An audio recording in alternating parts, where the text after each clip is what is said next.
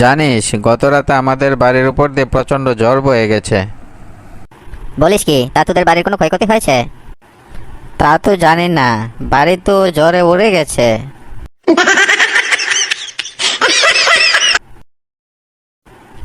জানিস, প্রতিদিন সকালে 50 জন মেয়ে আমাকে দেখার অপেক্ষায় থাকে।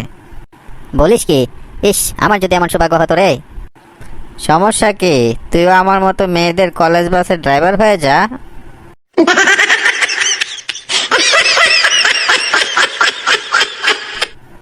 আচ্ছা বলতো, তোকে যদি পুনর্জন্ম নেওয়ার সুযোগ দেওয়া হয়, তুই কি হয়ে জন্ম নিবি? তেলাপোকা হয়ে জন্ম নেব। কেন কেন তেলাপোকা হয়ে জন্ম নিতে চাস কেন? কারণ আমার স্ত্রী ওই একটা জিনিসই ভয় পাই, তেলাপোকা।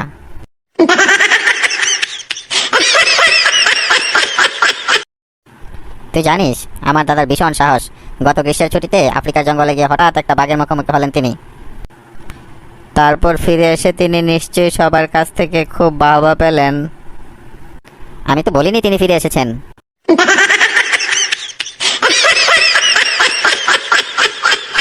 বুঝলি দোস্ত, আমি ভালোবাসা দিবসে শেলিকে কিছু উপহার দিতে চাই। কি দেওয়া যায় বলতো? এমন কিছু দিতে চাই যা ও খুব পছন্দ করবে।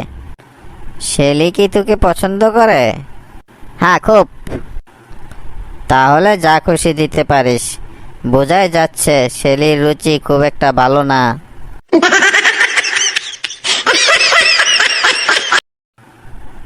জানিস দোস্ত, মেয়েদের আমার স্কুলের পরীক্ষার মতো মনে হয়। তোর কেন এমন মনে হয়? জটিল, বুঝলি, জটিল, সহজে বোঝা যায় না। এক গাদা প্রশ্ন, উত্তরটা সবসময় সন্দেহযুক্ত।